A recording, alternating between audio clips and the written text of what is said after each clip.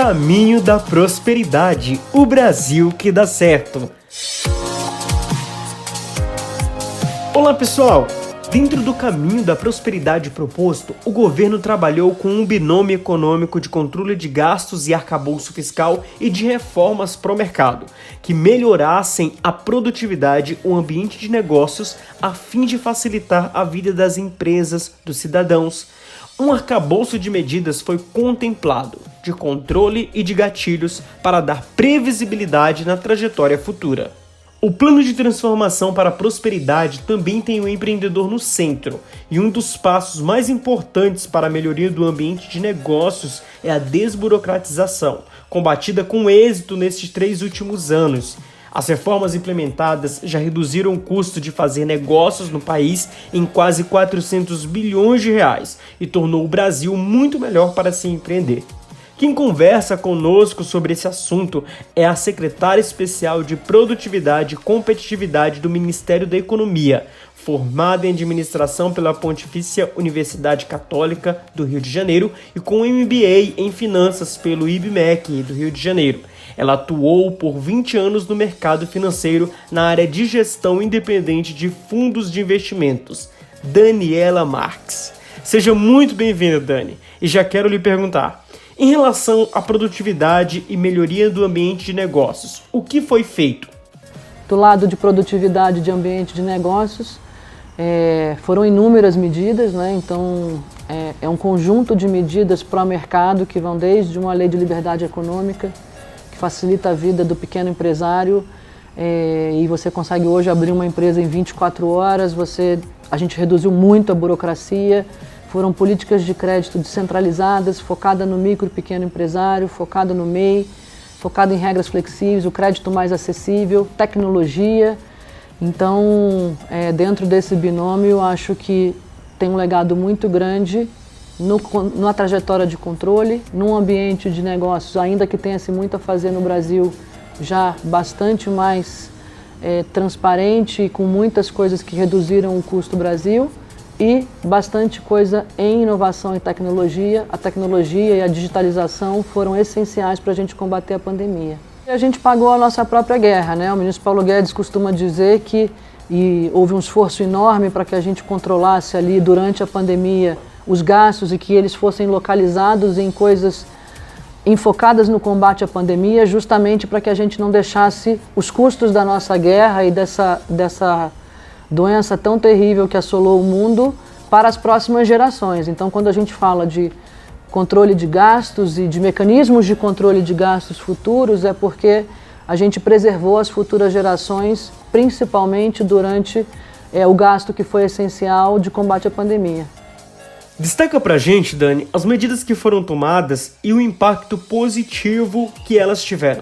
Foi um conjunto muito grande de medidas, e aí eu destaco os marcos regulatórios, que mesmo durante a pandemia a gente conseguiu, em paralelo ao combate à pandemia, ir aprovando uma série de marcos regulatórios. Ressalto o marco do saneamento. O marco do saneamento vai levar água e universalização de esgoto para milhões de brasileiros. Estamos falando de mais de 100 milhões de brasileiros que não tinham condições básicas, essenciais.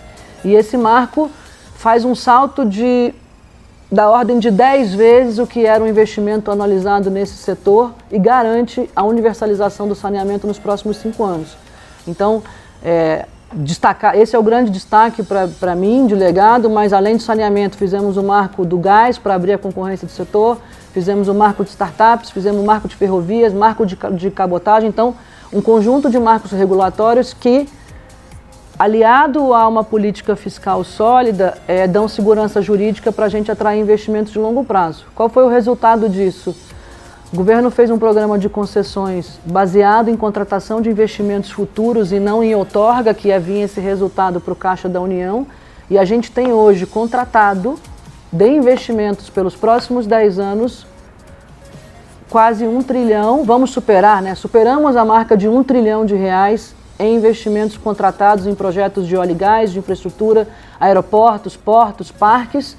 E, além desse 1 trilhão de reais contratado, você gera todo um efeito e um ciclo virtuoso que vem da geração, da contratação de mão de obra, então são empregos contratados, são insumos contratados, é transporte, é logística e toda a cadeia de valor que vem junto com essa contratação. Então, olhando os próximos 2, 3 anos, você vai ter uma aceleração desse desembolso de investimentos, o que vai trazer resultados muito positivos para a população e para o país. Caminhando para o final, eu quero desde já agradecer a sua participação aqui, Dani, no nosso podcast. E eu deixo uma última pergunta. Diante de tudo que você expôs aqui, fala pra gente o que muda na vida do cidadão brasileiro e do pequeno empreendedor.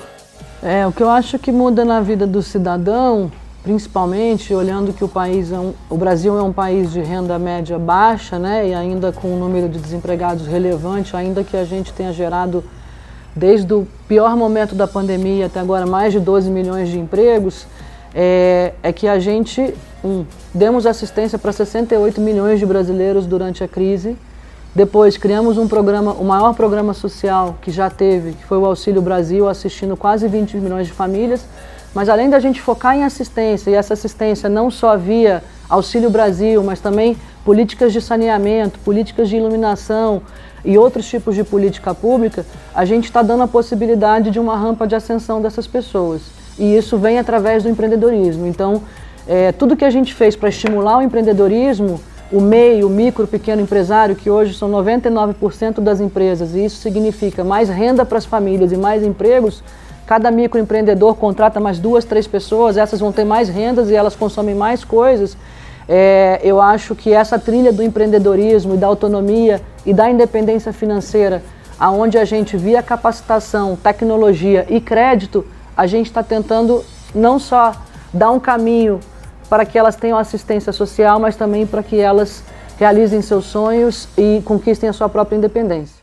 Essa foi Daniela Marques, secretária especial de Produtividade e Competitividade, que falou sobre as medidas realizadas que deixam um legado para as futuras gerações.